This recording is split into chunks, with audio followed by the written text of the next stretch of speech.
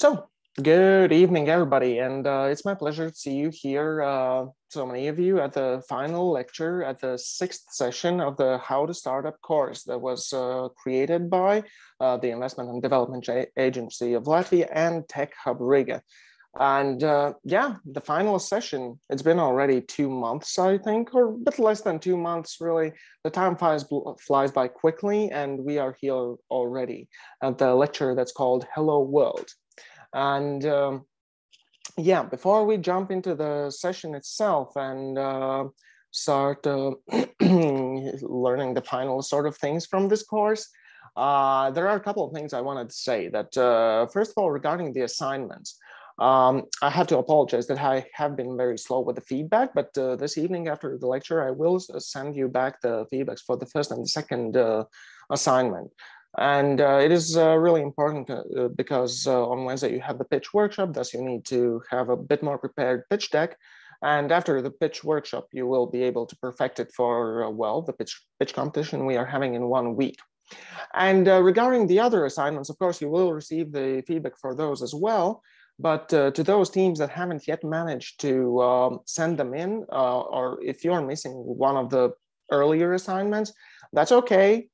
There are no marks given here. You're not gonna, I don't know, I'm not gonna judge you because you're handing it in late. So it's still okay if you send it in. Just do that, please, by before the pitch competition. So by October 10th, please do that.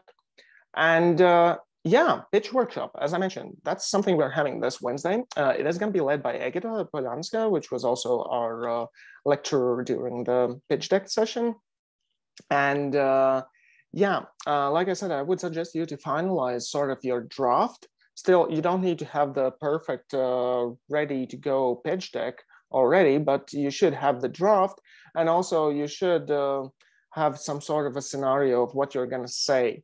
The pitch competition itself is going to consist of 3 minutes of your pitch and then 2 minutes for a Q&A from the jury. So you should aim at having your pitch at 3 minutes. So yeah, during Wednesday, you will have the chance to go over your pitch deck, try the pitch, and then Egita is going to give you feedback on that. And based on her feedback, you will be able to, well, sort of finalize your pitch deck and your pitch, and then you should be ready for the competition on Monday. And yeah, it would be great if I would highly suggest for all the teams to participate both in the pitch workshop and of course the pitch competition. This is for your own good. I mean, this is an experience that is, yeah, very valuable. So please do that.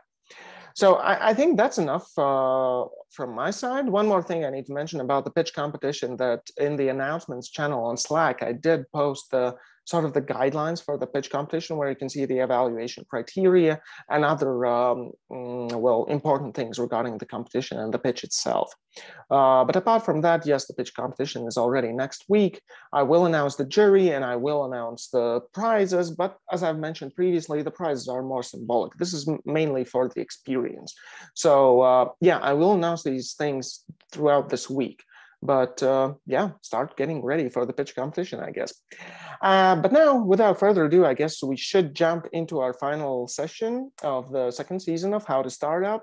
And yeah, today we are going to focus a bit more on the team, on company culture, on sales, and even we will talk about the thing that's called pivoting.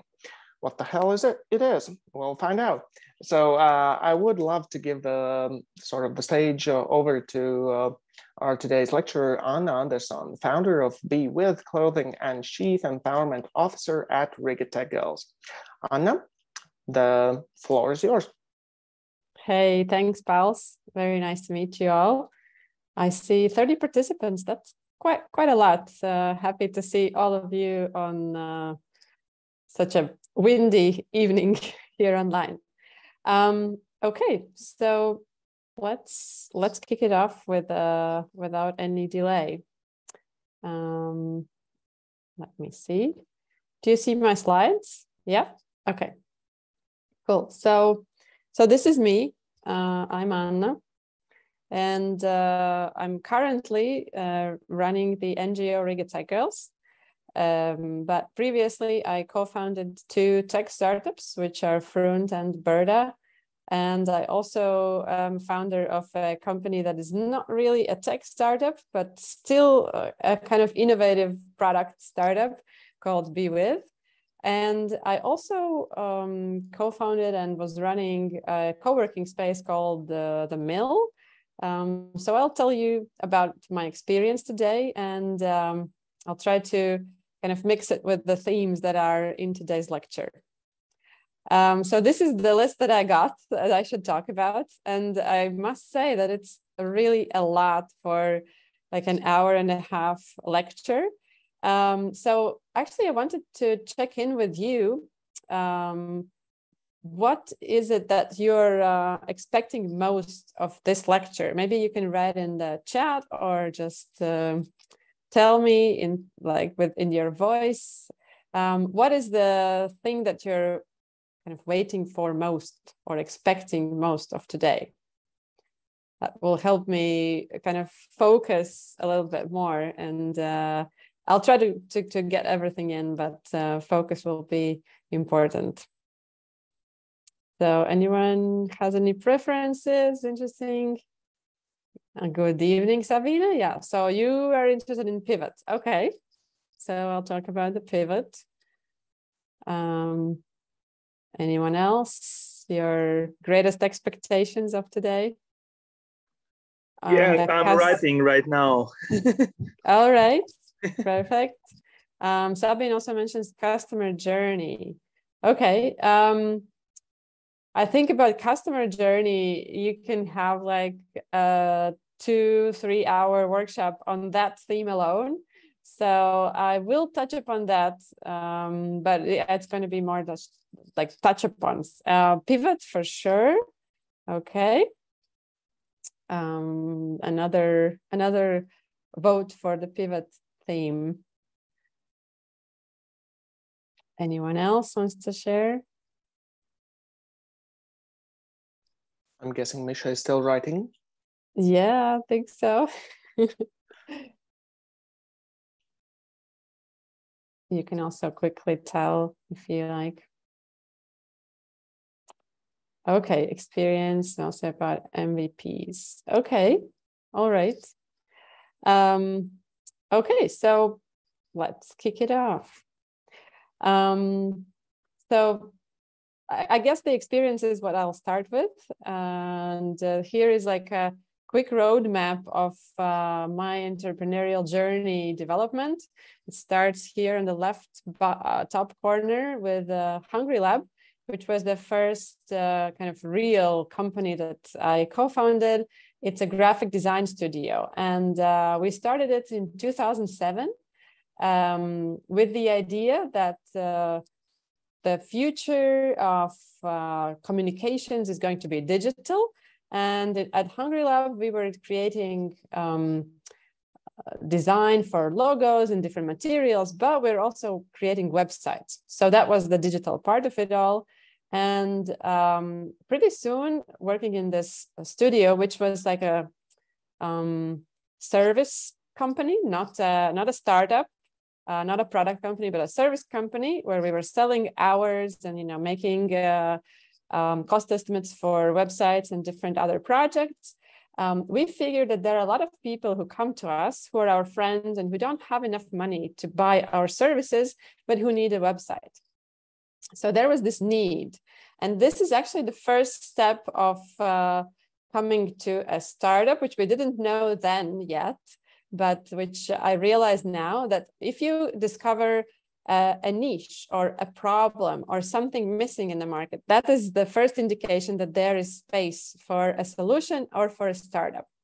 And to solve this problem of a lot of people who need a website but don't have enough money to buy it as a service, we created Berta.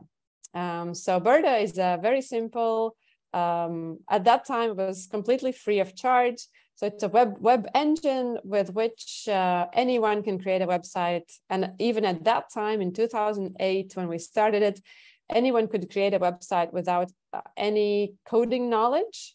And if they would kind of download the engine, which was open source and free, and put it on their server, then they could run their website without any costs. So that was the idea of Berta, which at that time we didn't yet kind of understand it, but it was the first startup that we created. And so we created it for free, put it online, anyone could download it and use it. And only a couple of years later, we realized that actually there are people downloading and using it all over the world. A lot of people using it in Spain, in Netherlands. And we thought, oh, actually, maybe we created something that we can sell and with which we can earn some money. And then we realized, oh, we kind of created a startup. And we added a small component that if you used our engine and we're running the website on our servers, paying us a little fee a month for the server, for essentially for hosting the website, then we could earn some money. And it was a very nice feeling that you created something that lives on the web and that has an inflow of funds into your company account, even if you're sleeping, even if it's midnight. It's like there are people using it and there's money coming into your account. So then we thought, okay, this is interesting. This is fun. We want to make it bigger. But at that time, this was in 2011 approximately, the whole web design field was changing. So this is one of the pivots actually. So we thought, okay, the web design world is changing, and there are, by that time, by 2011, there were already quite many different web design tools out there in the world. So Wix was growing, WordPress had developed really nicely. So the platforms that are biggest in the world now, they were at that time already quite popular as well. And we thought, okay, we won't probably be able to compete with WordPress or Wix. But we could create something that is completely new and innovative. And at that time, the concept of responsive web design was developing. So responsive web design is design that adjusts to the device from which you're looking at the website. So currently, if you look at the websites, they're all created responsive.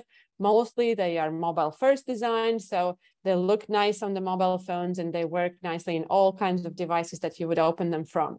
But at that time, everything was created for the computer screen. And most of the websites didn't work on mobile or were breaking on mobile or had like super small, tiny letters. You couldn't read anything on the mobile screens. So responsive web design was just developing. And we decided we're going to create the first responsive web design tool in the world. And we're going to do it this time the proper startup way. So we're going to attract funding. We're going to look for investors. And we're going global from day one. So going to create a global innovation. And that's how Frunt was conceived or started. So Frunt is this responsive web design tool. And our aim in this case was to work with professional designers, not with just everyday people, but professional designers who design websites on a daily basis. We wanted to give them a tool that they can use and easily create websites that will work on all different devices nicely and beautifully. And so this was kind of a pivot, but we started a different company because we were attracting funding for this. And so just to kind of clarify the concept of pivot is when you decide to focus on either a little bit different audience or focus more deeper in a different audience or solve a different problem with the product that you have already developed or that you have been developing. So in this case, we kept Berta. It was still working and the people could use it. And it's still working today, actually. And there are hundreds of users who are using it on a daily basis, hosting their websites. But we created Frunt, which was a pivot in a sense that it's for a little bit different audience. It's for professional designers. And it's also a pivot in the product because we add this responsive design tool element. And later, we actually pivoted even more. So at first we designed Frunt as a tool. But then we thought, okay, actually all the websites, they have very similar structures. So we decided to create a platform, an open source platform where designers can keep their front designs and others can reuse them, just replacing the content, but reuse the format and the structure of the websites. In that way, making the web design process much more easier. So that was another pivot that we did, which I must say was not very successful because the platform didn't become that popular, and it turned out that designers were not that ready to share their designs, but that's a different story. Okay, so with Front, we were kind of very conscious of how we're building this. We started as 3 co-founders. So if Berta was not a company at all when we started it, it was a solution for a problem that we noticed, and we wanted to help our friends easily create websites. We created it in the evenings. It was just, whoever from Hungry Lab team was available was working on it. So not very strategic. In Front case, we were a team of 3 co-founders. It was me. So I was the business and communications side. Then we had Sandis Ruļuks, who is a designer and with whom together we actually created Hungry Lab and Berta and Front and later the Mill. So he was the design and the strategy. And since we were building this tool for other designers as well, so kind of the insider knowledge from his side. And our third co-founder was Andris Sīlis. He was our also CTO, so he's a developer who already at that time had more than 10 years experience in developing complicated systems and structures. And so we had a nice, diverse team founding Front. And actually this diverse team and dedication from the team were the main reasons why we also could attract funding. Because investors, I'm sure you already talked about investors at some point, but from the investors' point of view, the team is what they're looking for. So they look for a diverse team with diverse backgrounds who has worked together already. And so there is less risk that there might be a conflict in this team, and that this team wouldn't see kind of different perspectives. So they like that the team is diverse, and this is what we had. So with this team, we actually joined TechHub. So we've been I started working at TechHub in 2012, so in the very beginnings of TechHub itself. And so we joined TechHub because we knew that other startups are there, and we could learn from their experience, and we could develop together with them.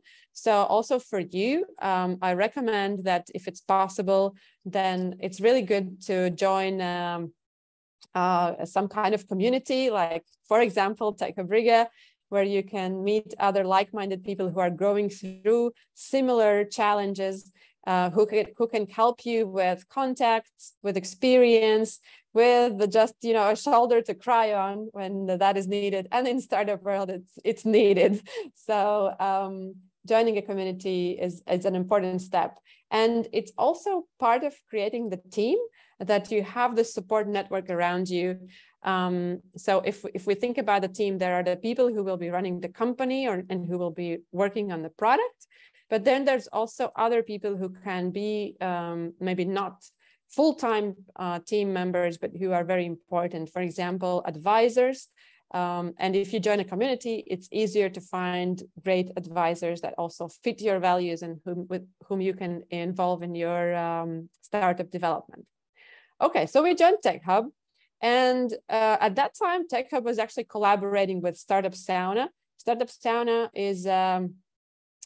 was an accelerator in Finland, in Helsinki. And when we joined TechHub, we, of course, were also invited to participate in Startup Sauna selection rounds. And they had, they were actually traveling around the hubs of the Baltic Sea, and they were looking for startups who could join this accelerator. So through TechHub, we joined one of those selection rounds, and we joined Startup Sauna Accelerator, which was the great turning point of front development, because we went to Finland and we got our first investment there. We had we signed an agreement of 100,000 euros from a Finnish investor in venture that they want to invest in our company and help us grow it. So just a note there, investors, yeah, they're looking for commitment in the team. We were actually applying for other startup accelerators as well. That same summer, we applied for an accelerator in Germany, and we got into the finals, so to the final interviews. But I was at that time, I had a baby who was born in March, so she was like 6 months, and our technical co-founder, he was working in another full-time job. So the only person who could go to Germany for this final interview was Sandis, our designer, and he went there with the presentation and everything, and the accelerator was like, oh, this is very nice, interesting idea, oh yeah, very innovative, but where's your team? And he's like, oh, look here on the slide, there is Anna, she will do that, there is Andris, he will do that. But they were like, but they're not here. So how committed are they? Are they really kind of gonna, you know, do the sleepless nights and everything?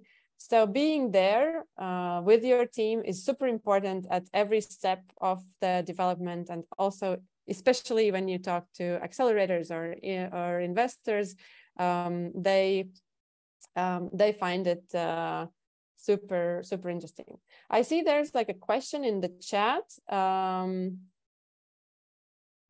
Should I answer it now, or should I leave it for the end? Let's leave them for the later, yes. Okay, cool.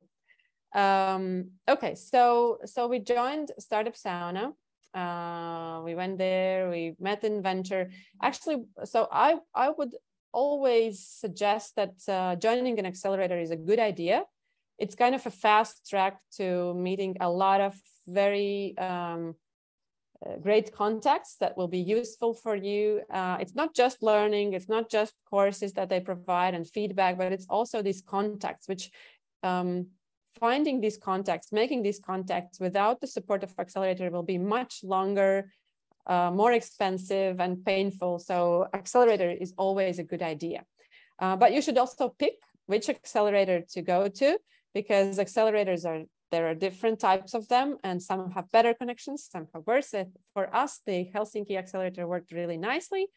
Of course, we know that the world best accelerators are in the US. So Y Combinator and what was the other one? No, I skipped my mind. Anyway, 500 startups. So those two are the top accelerators, and if you can get into one of those, then that's a recipe for success, definitely.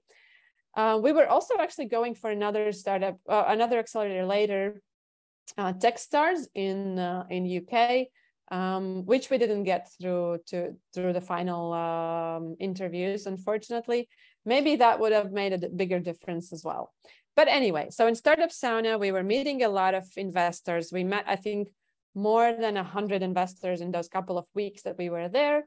And we were very lucky to meet an venture who thought our idea was good, who actually had another design company in their portfolio, so they could see some collaboration and some synergy there, and they offered us the first investment. So then we came back to Riga with this 100K investment agreement. We hired a team to develop our product, and we had a couple of milestones there as well. Just to mention about that, so it was 100K that they were giving us, but we agreed that they're going to give us 50K at first, and then if we reach some milestones, they're going to give us the second part of the investment, the other 50K. So we had a deadline for that, and we had some milestones. So we had to launch a beta of the product, and we had to have at least 10,000 registered users to get the second part of the investment. So that's sometimes kind of a process that happens. So yeah, we came back, we hired a team, and at some point we realized it's actually very hard to find developers. I think this is a problem that still exists today. And I don't know how many of you have this problem, but I think that's a problem for startups and tech companies all over.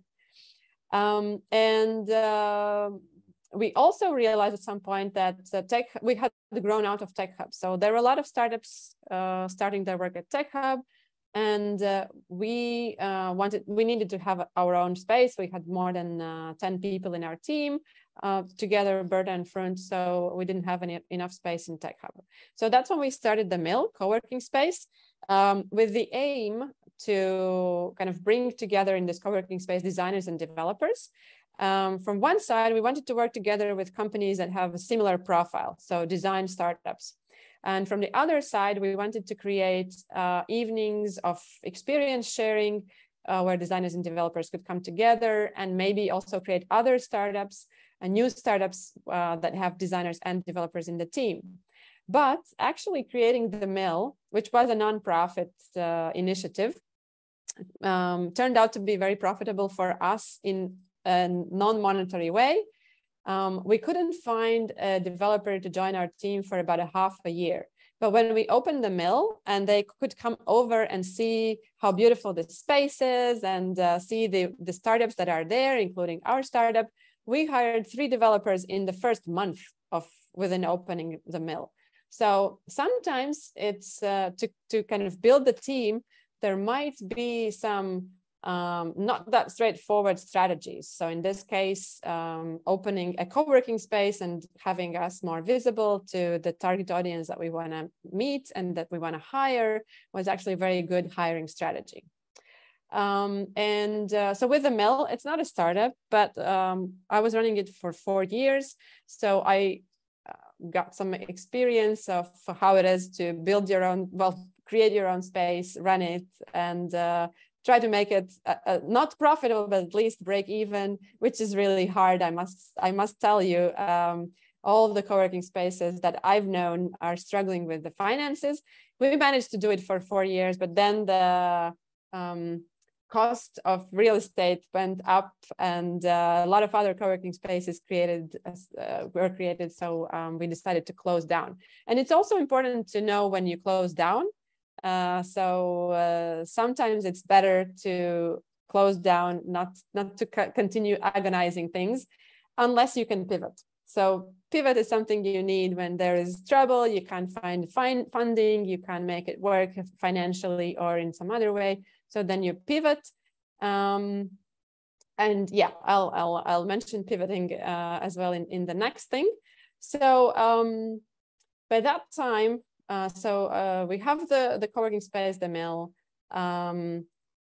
We have a startup, and by 2014, we had already attracted 500,000 euros in funding to Front. We had reached more than 100,000 users all over the world, but we had a lot of trouble monetizing those users. So as I mentioned, we had even this slight pivot of going to create a platform. The platform didn't really work the way that we were expecting it to.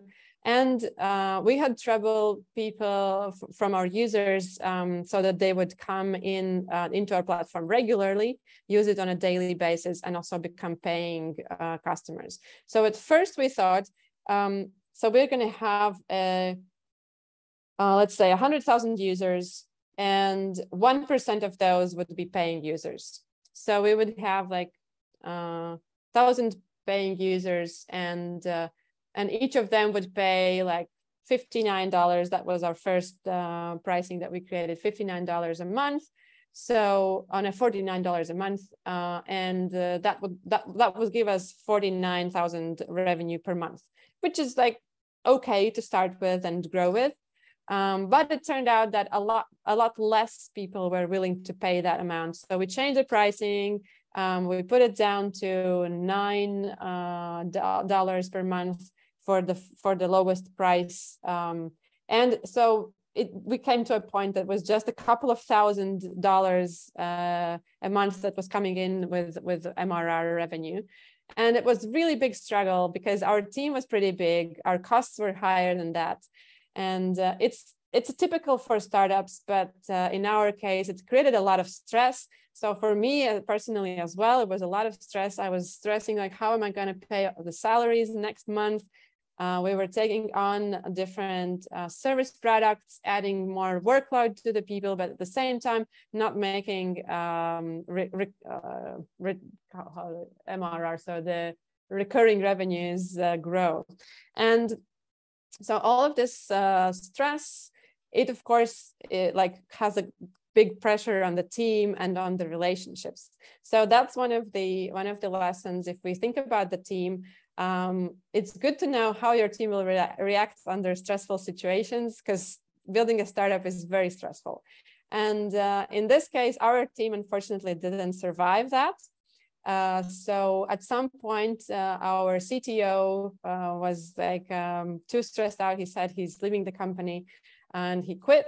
And a year later, I also I felt very ill, so I burned out, and I also had to actually quit because of health reasons, and later realized, no, actually this is too tough. Like this environment is too tough for me. So I quit the startup daily work, and I was thinking what to do next. So at that time, I felt like, so building a startup is super stressful and tough. But actually being a woman in a startup is even tougher, because most of the people around you are guys, and they don't know how it is to have kids at home waiting for you, getting sick, when you have to go on business trips, pitch your startup to investors in London, and your kid is like in 39 degrees temperature at home, you have to go to networking events at night. You have to be there to make those connections. And just like for a woman or a mom, it's really tough.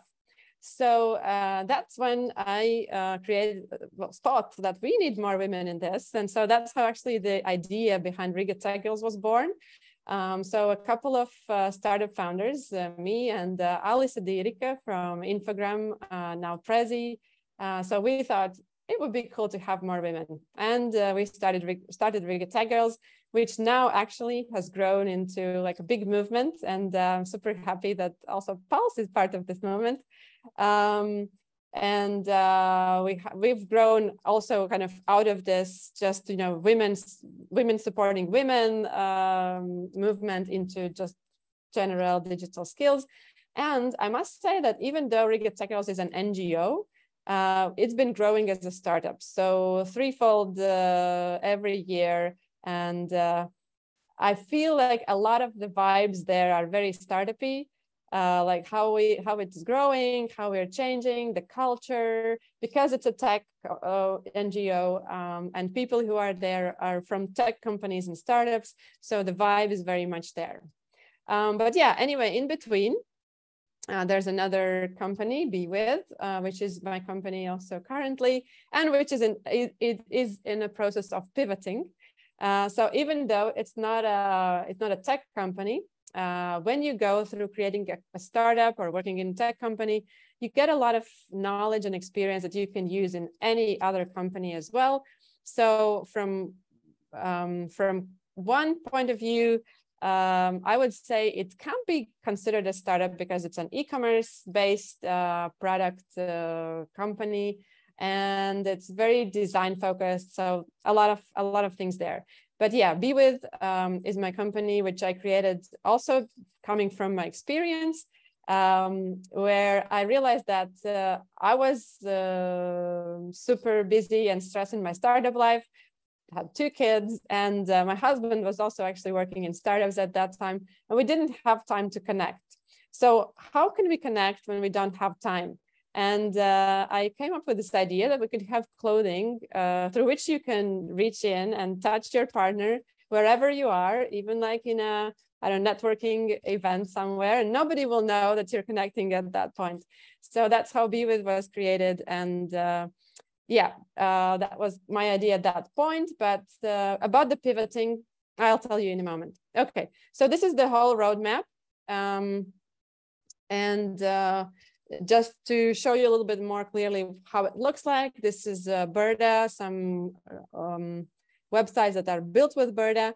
As you can see here, a lot of creative people use it, and that has actually been the main focus of Berda. So working with different creative people, illustrators, photographers, fashion designers, book publishers, architects, and so on.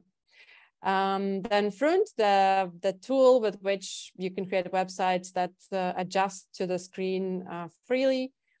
The Mill co-working space, which now actually has an event space. I think it's on the second floor above Amorale on Brīvības and Dzirnavu corner, if you know that place.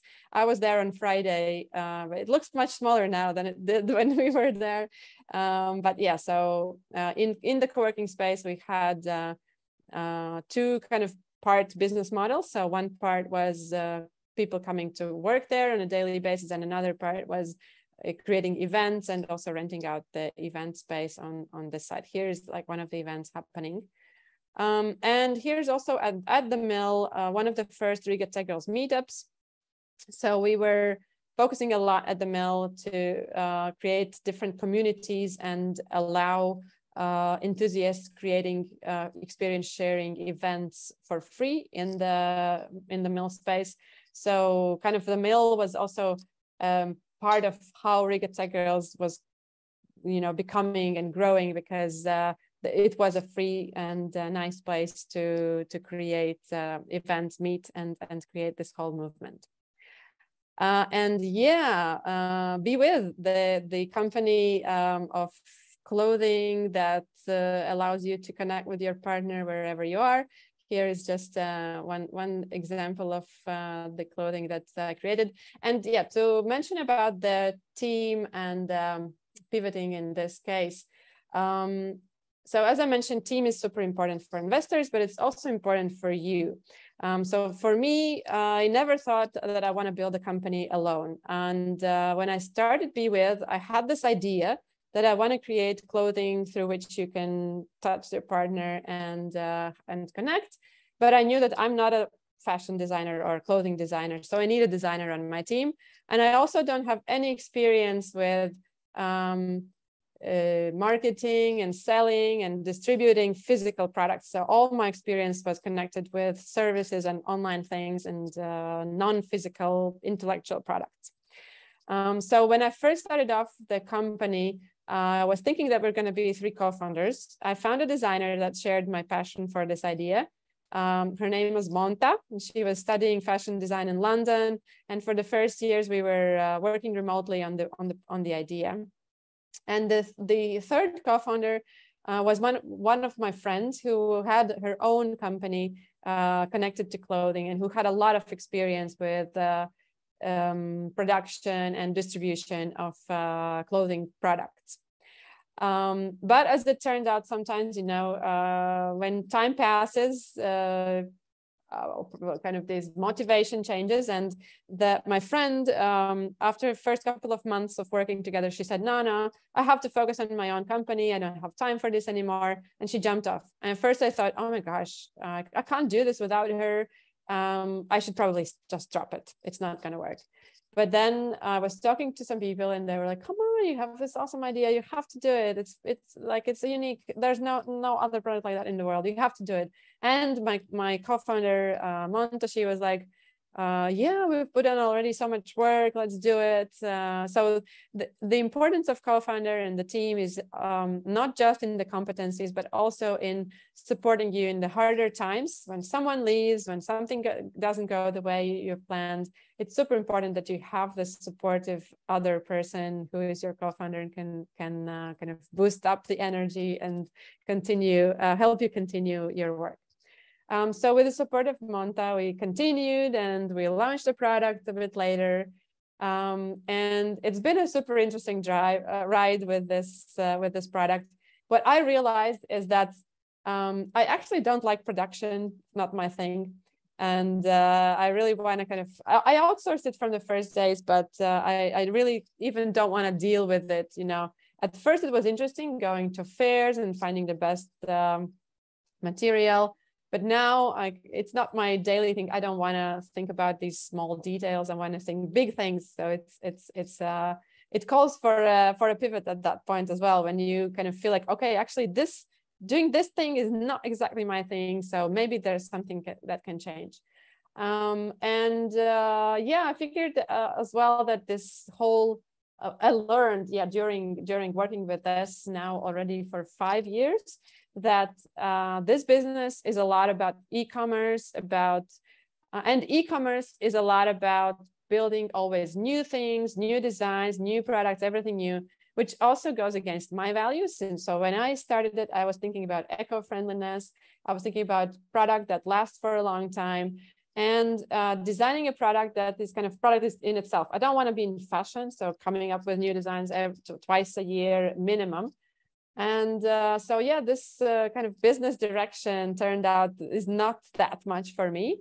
And sometimes you learn it later, and it's the hard way, and then you need to figure out how to pivot from that.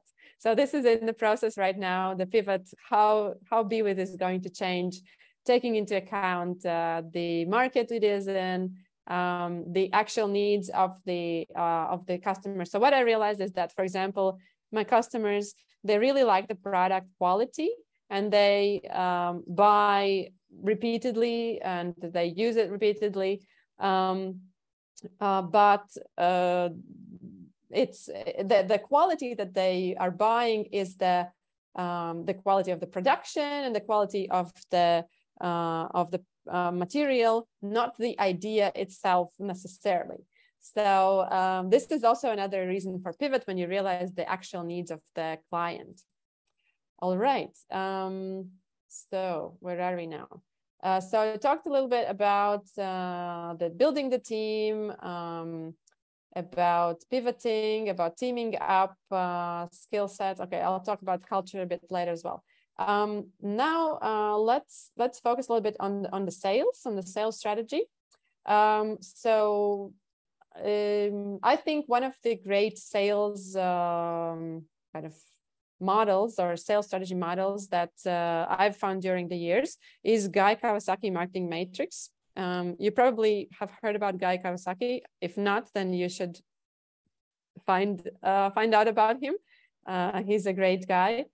So anyway, he created this matrix called the marketing strategy, and which is actually an important tool that you can use also to think about your sales strategy and your sales funnels and so on. So basically there are these 4 P's here on the left. If you've ever studied marketing anywhere, you will have heard about 4 P's. It's the cornerstones of marketing in general.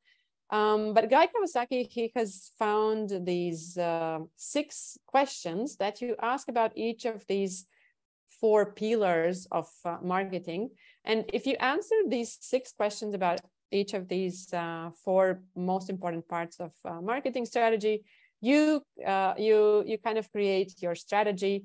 And this is something that you can put on a paper, put on a presentation. You can show it to your team, you can show it to your investors, and work with that to build your company and your sales. So in essence, first you focus on what your product is. What is your product? What is your service that you're creating? If it's a service or SaaS company. So what is my product? Why is it needed? So what kind of need does it fill? And this is crucial, the second question here, because that will essentially kind of determine whether your product will be successful or not, whether you understand the real need and whether there is a real need.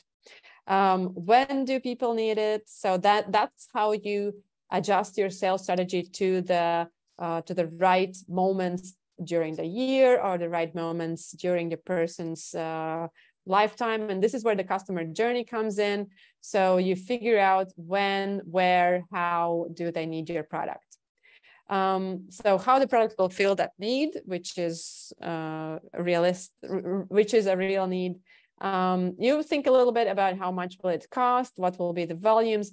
And this is important in the first stages of your sales strategy, that you figure out how much do I have to sell for, first of all, to break even, second, actually to make some money. And sometimes doing these calculations and projections, you figure out, okay, actually the costs that I have for doing this are higher than I'm ever going to be able to sell this for. So it doesn't make sense to make a business out of this. And that can be true. And that's very important to learn earlier, better earlier than later in your strategy or in your path. And then the last question is who. So you always think of who is your customer, what are the segments that you're going to talk to, and then that also kind of defines the price afterwards in the second level, and the place where you're going to meet those people with your sales channels and strategy, and what kind of promotion you're gonna adjust to this target audience. So then first you think about the product, you write down. Second, you think about your price. So what is the price that I can sell it for? Why is that the best price? Are the people going to pay that price? And how can the price change over time? What's the sales margin and so on? And again, who is my target audience? How much I can charge from this target audience? And then the fourth level is the place. So where will you sell your product, where people will find out about your product? So how will you distribute? That's the third layer of sales process and marketing strategy. And finally, how you're going to promote it is the fourth one. And we'll talk a little bit more about that, because this is where these funnels come in, which we also should touch upon. Okay, so I always suggest using this tool in the very beginning, and also adjusting it afterwards when you've learned some things about your customers and your product and how it actually is perceived and what's the real need. So we need to talk about funnels. So this is one model that is like super old, actually, the purchase funnel. And it's still valid because all the sales processes go through this type of funnel. So first of all, up here on top of it, it's like the whole market, the whole people, all the people that are in the world, they are above your funnel, and they don't know anything about your product or your idea or your startup. So first thing you need to do, you need to create awareness. That's the first step, because if people don't know that you exist, they will not buy you. First thing is they need to get to know that you exist. So you need to create awareness, and that's where you work with your potential market. You figure out who might be the people who might need your product, and you try to create a sales and marketing funnel that reaches them. But people knowing that you exist still doesn't guarantee you a purchase. So the next thing you need, when they know that you exist, you need to interest them. You need to create interest about your product. And those who are interested in your product or service, those will be your suspects. And that's the second kind of layer of the purchase funnel, and that's where you focus on with your marketing, with your activities to create interest. But just having interest also isn't enough for a purchase. So you need to create desire, and that in this desire level, that where people who want to buy your product, who are really looking forward to it, those are your prospects. And you create a whole kind of set of activities that you focus on the desire. And finally, if people know about you, they're interested and they desire your product, that's when you can get to the actual purchase or kind of sales agreement. And that's the action that people buy your product, and then they become your customers. So that's the first sales funnel. It's called AIDA, actually, AIDA. That's the name of this model. And today, you will see a lot of also information about content marketing. I'm not sure if you've had it, maybe when you talk about marketing, you were also talking about content marketing. It's one of the most popular marketing kind of forms in today's world. Because a lot of the sales is going through websites. So you create content on your website that attracts interested parties, interested people. And again, here you will see that the first step is awareness. Just like here in the purchase funnel, first is awareness. Then second, you have different content marketing approaches that would drive consideration or interest in this case. And finally, when people are already interested, you convert the prospects and they make a decision. And here actually also in the marketing and sales, it's important to have the fourth step where people become your advocates. You build a relationship with them. So they not just buy once, but they repeat purchases. They are your fans. And that's the stage 4 also in content marketing. Another quick model here, we talk a little, you can see a little bit of how this funnel works in numbers. So this is just a sample. Of course, not all websites work like this, but for example, if you get 1,000 visitors to the site, then that's the 100% of visitors. Some part of them will get into the shopping area or click on a product. So in essence, your goal in your website is to always work in the direction that there are more people clicking on the products and getting into this shopping area. Then there will be another drop for those who will actually add an item to the cart. And finally, there will be the final drop to the people who will actually purchase an item. And when you work with sales online, it's important to always look at these numbers and try to figure out ways, how can you drive up the shopping area visits more? How can you drive up the add to cart visits more? How can you drive up the purchasing more? Of course, that's the whole funnel idea.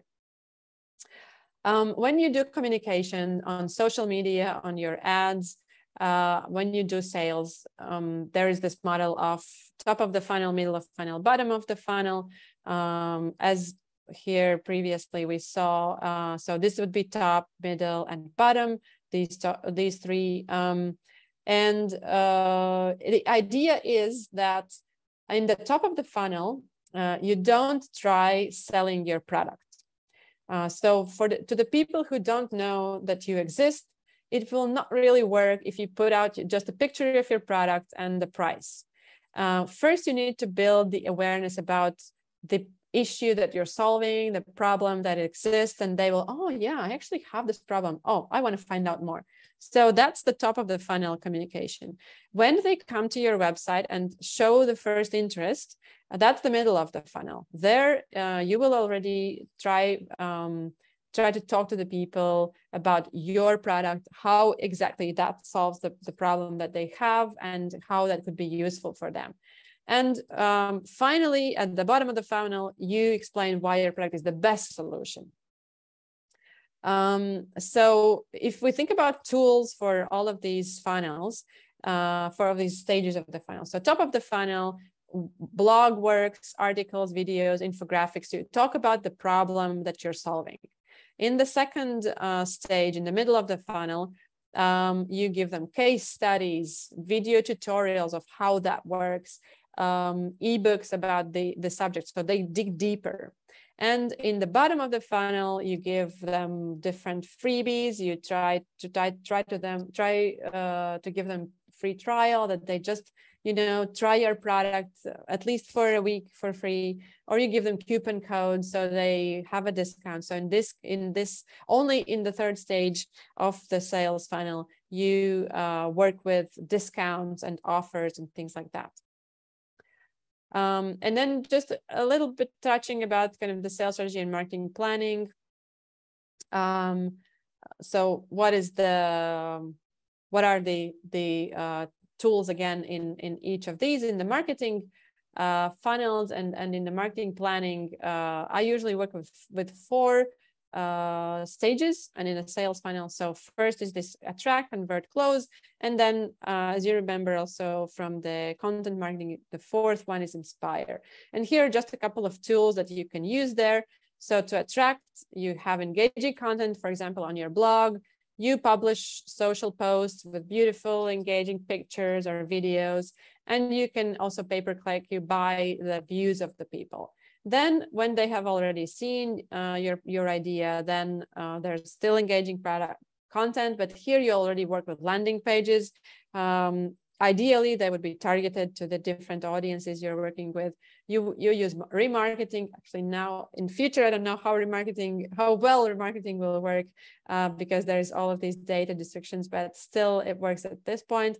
And here you already call to action. You try to get them to subscribe, sign up, leave their email. And when they've gone through this, then you get to the closing part.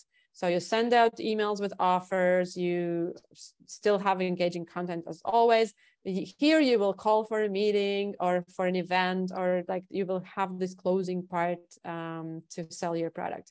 And finally, for those who are your customers, you will continue email marketing, social media communication, and engagement also in future. So in essence, you always analyze all of these steps and make sure that in the end you're bonded with your customers and that they become not just trial and the free users, but also regular users and paying users and bonded. And here's just another model for that. So you can later maybe look into this presentation if you want to think of the steps, how you're going to get the people through your sales process. So you go again here, like seeing is awareness, thinking is interest, doing is conversion, and caring is loyalty. All right, so about the team a little bit. I told a little bit about Front team, about Be With team, but when we think about culture, which was one of the subjects here as well, I think culture and values is the most important thing for a company or a startup or the team to work together nicely. And I've had different types of experiences with different teams. My very first experience at work actually started in an advertising agency where the team was super creative, quite young. A lot of people had the same values. And I remember at that time that, well, I was in my 20s, just finished university, and I didn't have kids, I didn't have family. I could, work till late every night. And I was eager to go partying with my coworkers, and I couldn't understand those people who were like, "Oh, it's 6 o'clock, I have to go home," and no, I can't be. I can't come to the Friday night party that you're organizing. And these are all important things to consider when creating your team and the culture behind it. And now when I'm working with Riga TechHub team, which has actually grown to be pretty big, I try to pay a lot of attention to this, that we have different types of people in the team who have different lifestyles, but who have similar goals and values. And for example, with Riga TechHub team, what we're doing is there are a couple of kind of activities that define the culture in the organization, and which I really love, and I hope that it also works nicely in motivating and keeping the team together. So, for example, when we need to have team building and strategy events, we do those offsite somewhere. And usually it's connected to going to a spa, since we come from this kind of girls and women background, and the team has been growing out from there. So spa is something that we like, and it's become part of the culture in a way. But I also think that it's super important to think about the communication style, how people feel in the team. So here I just wanted to show 2 pictures from a week ago. We had company retreat, and some of the how to say that, some of the artifacts or things that we can notice here. So we all sit around a big table at the dinner. So I feel like that is symbolizing kind of a family type of activity where everyone sits together with everyone, and we're very democratic. So there's no like hierarchy or anything. And we want to have everyone involved. And also this family feeling is super important, that we're supporting each other, that the support is actually a huge part of our everyday approach to work, of our culture. And we need to think of ways of how to communicate that and show that. And here on the left, you will see Pauls as well, whom you know well. And he's here also in the strategy meeting. Some of the things that I want you to notice about this. So look at these three faces. They're like super happy and smiling. I must say that we are pretty tired already by this time of the day when we're working together. But we're having a lot of fun, laughing, and as you see, you're making photos of each other is allowed in our sessions. And Pauls is holding here also a golden mic, which is another symbolic thing. So it's just a fun attribute that we bring to our strategy events, and it gives a special attention to the person who is speaking up. So yeah. The culture is super important to me. And I remembered a couple of years ago, there were some people who were quoting this quote that culture eats strategy for breakfast. And I was thinking, what does that mean? Strategy is super important. And I've actually realized that if the culture doesn't fit, if you can't find people with whom your values are collided or your values are directed in the same direction, and you can't find ways to work together, and your culture is not unified, then no matter how great strategy, product, or whatever you create and start and build, it will be very hard to run that team and that company. So think about your culture, about your values, and how you're gonna execute that when you build your team and your company. All right, and also the culture will play a very important role in attracting talent, because if people feel included in your team, if they feel good on a daily basis working together, they will attract other talent as well. So they will recommend coming working for you, and so attracting talent through that is also super important. All right. I'm not sure if I managed to. I think I managed to say everything I was planning to do. We have some couple of questions inside, and also you're invited to give more questions now. I think we can begin with the ones that have been already asked. Should I ask them, read them to you, or do you want to do it yourself? I can definitely read them myself as well. Okay, so best source for non-diluting capital. Interesting question. So the question is like how you define best here, because I think it depends on the needs, on the situation, on the market. Of course, something that is, well, for example, from my experience working with the Riga Tech Girls, we've attracted a lot of grants, and also with BWIT, we attracted some grants. Some people say that grants is a very expensive capital because it involves a lot of work in preparing and applying for the grants, and afterwards there might be also a lot of reporting. So it depends where you get the grant from. But that's non-diluting capital. So you can like kind of consider one or another way how well it works for you. Another non-diluting capital example is loans. So there are soft loans also from investors. Actually, we also with Front, we attracted a 50K soft loan from Imprimatur Capital here in Latvia. So loans is another way. If you think about traditional credit companies and banks and stuff like that, then those probably will not be your capital providers because they don't usually give loans to startups, but investors do. And actually, in many cases, investors also invest on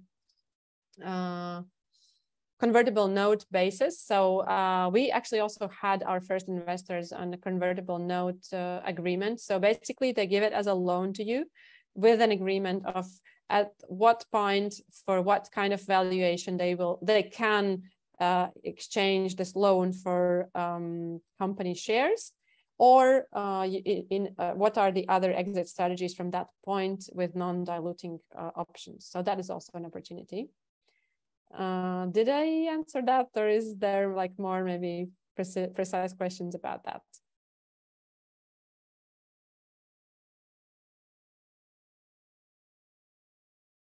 Yeah, okay. I think it's okay.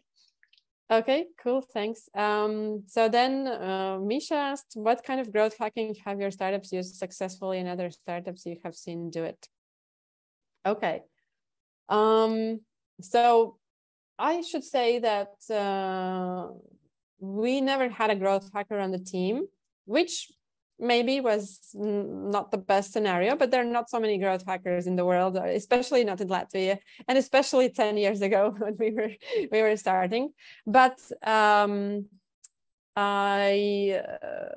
one of the growth hacking tactics that we wanted to do was with the platform that we created with Frunt. So this open source design platform, which we thought would attract a lot of designers who can who want to reuse other web templates, which didn't work out that well. But what did work well was, and it still does, is so we have for Frunt, we have also a free version of the tool. And with all the websites that are created with a free version, they have a footer like very much below that says created with love and Frunt. And there's a link to our website. So this small footer thing was our growth hacking solution, which worked really brilliantly. At some point, we had like 20,000-30,000 people joining our, signing up for our tool a day, because there was one website which was using our tool for free and which had like hundreds of thousands of visitors every day. And everybody noticed that, oh, it's built with Frunt, let's check it out. So we had a lot of people coming in and also signing up. That said, not all of them became great and regular users, but as a growth hacking tool, it worked. I know that the company Selfie has actually been really great at growth hacking. I remember they were telling me about this one tool, which I thought was really cool. So they had a lot of marketing on Twitter. And what they did, they created a bot that would search for Twitter profiles who are creatives. So Selfie is a platform for creatives to sell digital content online. And so they would, this bot would find creatives on Twitter and add them to groups. So you could, I'm not sure if you can do that now. I think you can, but anyway, I'm not a super huge, heavy Twitter user nowadays, so I'm not, maybe that changed. Anyway, you could add users to groups, and they would get a notification. You've been added to this group. So this bot was finding creatives, adding them to these groups, which were called like creatives something. And in the creative something group description, there was a link to Selfie. So you would get a notification that you were added to this group created by Selfie, and you're like, who's Selfie? And you would go to check them out. And that's how they got really, really fast, really high awareness of the very new brand and product. Okay. Did I answer the growth hacking question? Yeah, some examples. I'm thinking what else maybe has been successful. Oh, anyway, okay. Yeah, thank you, Sabine.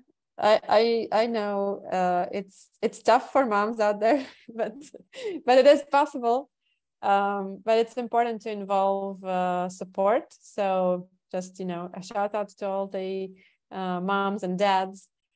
Find support. Those can be parents, nannies, your other half, whoever can support you. It's super important. LinkedIn pro tips. Ivars, thank you for the question, but maybe you can specify a little bit about LinkedIn. What exactly do you mean?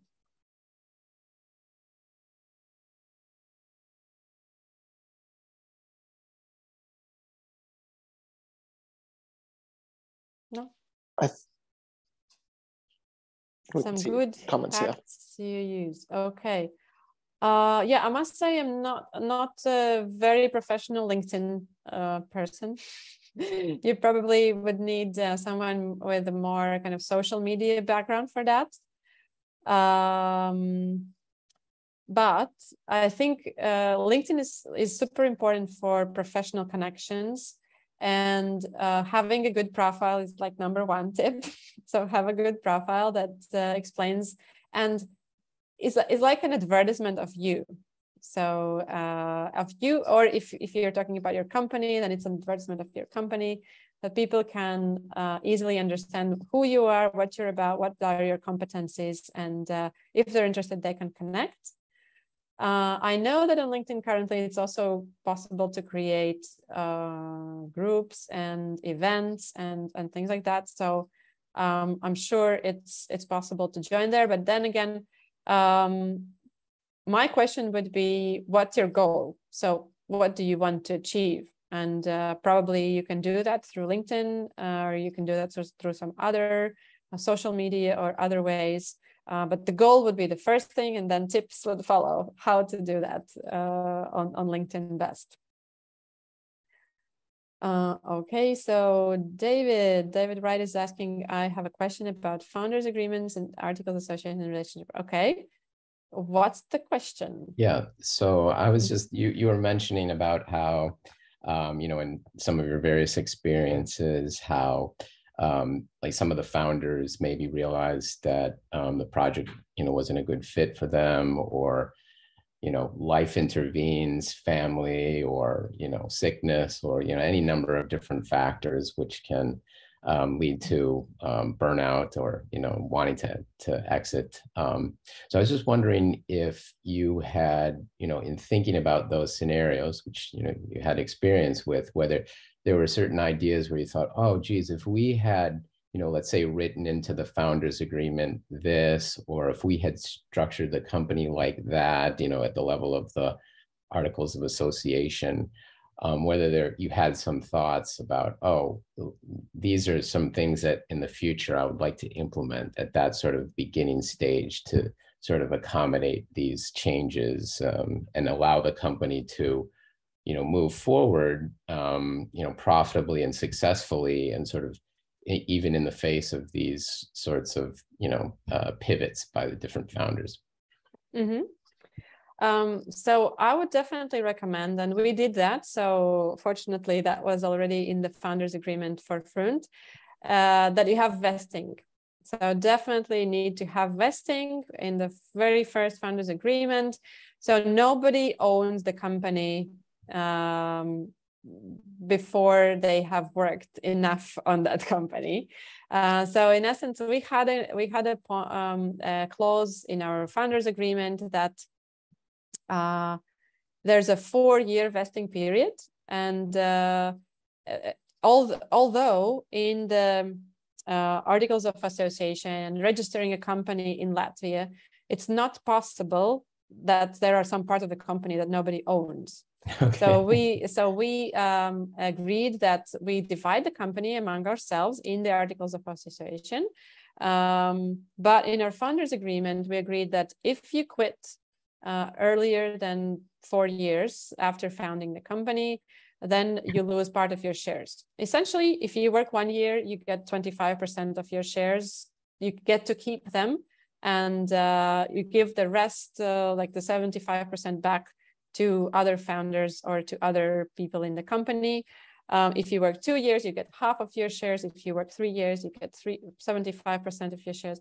If you work 4 years, you get all your shares. You get to keep them, and so that was the vesting period that we came up with at that point.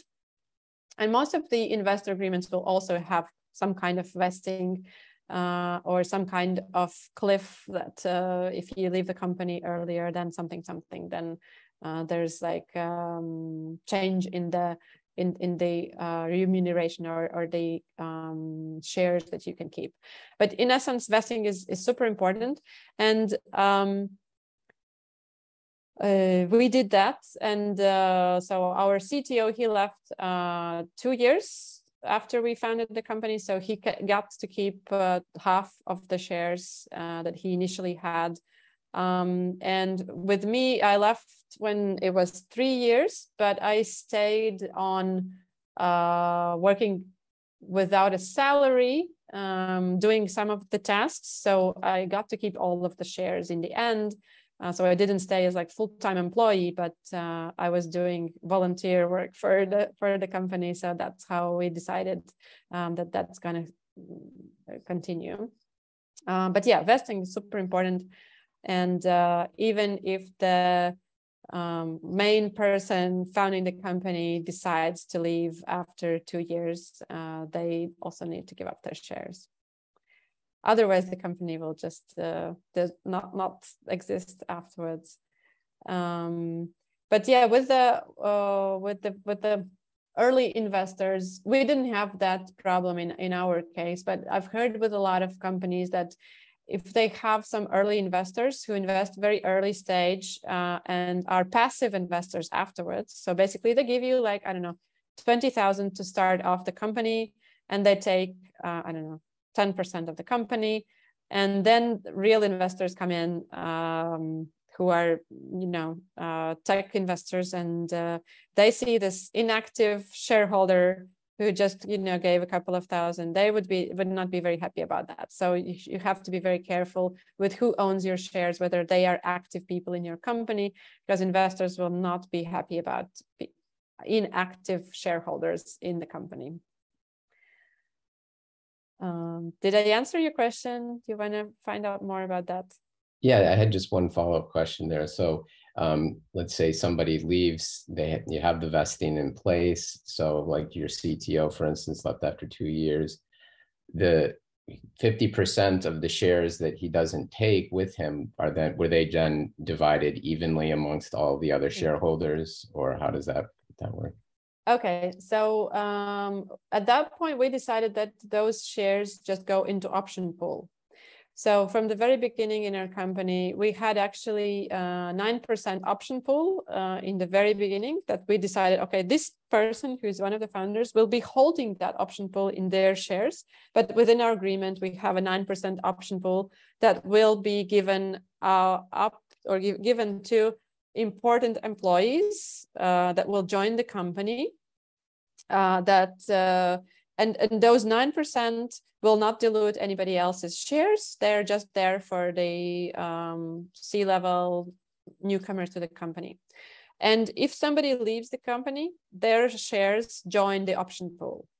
So then their option pool is bigger. We can hire, for example, if CTO leaves the company, we need to hire another CTO. We can give them these free option pool shares. Great, thank you. Sure, welcome. Okay, can I suggest a great community group or forum for startups? So TechHub Riga definitely is the best one in Latvia.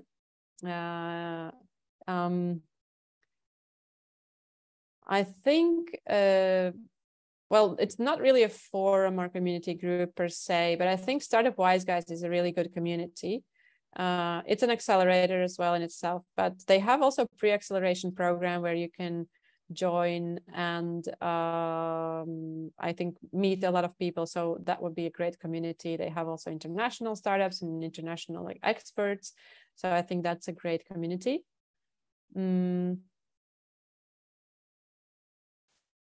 Yeah, I don't know if I can suggest. Well, definitely the conferences. So going to Startup Sauna, not Startup Sauna, but Slush, which is the biggest conference in North Europe, and just meeting people there. I would always try to also get to know and hang out with startup journalists because they know people, and it's easy to connect through them. And if you get to know the journalists, then it's also easier to get your message across when you need to do that. So for example, when we started, also Arctic Startup started as a blog, like startup blog.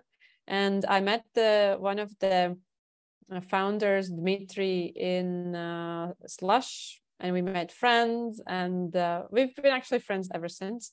When he came to Riga, I offered him to stay at my place for the night. So as a startup journalist, doesn't have too much money. So you can build that type of relationships. At some point, there were also, there was startup couch surfing at some point, but I don't think it exists anymore. Yeah, so journalists, can I recommend? So I started, well, this Arctic Startup has grown now to be a big community, and I'm not sure if they focus on the blog. They now have also their own conference, Arctic 15, but basically go to conferences, meet people there, talk to them. So in Riga, we have TechChill, which is the biggest. In Estonia, there's Latitude. In Lithuania, there is, I don't remember the name, but maybe Paul knows. Was Startup Day? No, Startup Day was in Tartu, but yeah, Startup Fair, I think. Wasn't it Startup Fair? Something like that. Anyway, you have to find the biggest events around startups. And yeah, Arno, you're right. Anda is a wonderful startup journalist. She's not in DNS business anymore, actually. She's writing for Labs of Latvia now. But she's an amazing journalist, and really, like, I'm very happy to say that I don't know if I can call us friends, but we're really good, in a really good relationship. And well, I'm always super happy to see her, and she's always super eager to write about new ideas, initiatives. So Anda is definitely the person to get to know from Latvia. But then there are also other journalists, and if you go to conferences and you kind of see who are the journalists coming to the conference, and you usually can see a network with other people. So at TechChill, for example, I have met a journalist from The Wired, and we were actually, like me and Be-With and Riga Tegels, we were featured on The Wired magazine because we met at TechChill. So it's that easy. You go there, you meet and you talk and you pitch your idea, and if it's interesting enough, the journalists might like it. I've also noticed that it's really good to network with we So a lot of networking happens at embassies. And for example, in Helsinki, we had some events at the embassies. So if you network with embassy people, they will be bringing international guests to the local community, and you can meet those international guests. Actually, Riga Tech Girls' idea was started at a female founders lunch that was organized by the Israeli embassy. So a lot of interesting things can happen when you work with embassies. What else from these like startup communities? Yeah, journalists, conferences, and meetups, workshops. Well, meetups, of course. Well, due to COVID, in-person meetups have been restricted and not happening that often, but I hope they're coming back. Meetups, yeah, just find your theme, and actually you can go to also other themes, because when you go to a meetup, you just can have luck and meet someone who might bring you opportunities that you didn't even think of. Yeah, just in general, networking, going to all kinds of events would be my suggestion. I'm thinking what else I can suggest with this. Yeah, starting your own community, also a good idea. I know now a guy who is building scent tech, like technology that is sensitive to smell. And so he's starting a scent tech community. So you find your niche and you can start your community. It can be a global community, it can be a local community. So I think, for example, there is this one amazing person, also part of Riga LIAA. She's a UX specialist, and she has grown her popularity through creating UX Riga conference for many years and creating UX Riga meetups. So pick your field and create meetups, invite people. There are a lot of places and spaces that are ready to support these kind of meetups with like a location. Well, we don't have the mill anymore, but hopefully maybe we'll have some events at TechHub soon, or similar spaces. So creating a community is not that hard, just need a passion and some drive. Okay, do we have any more questions to Anna?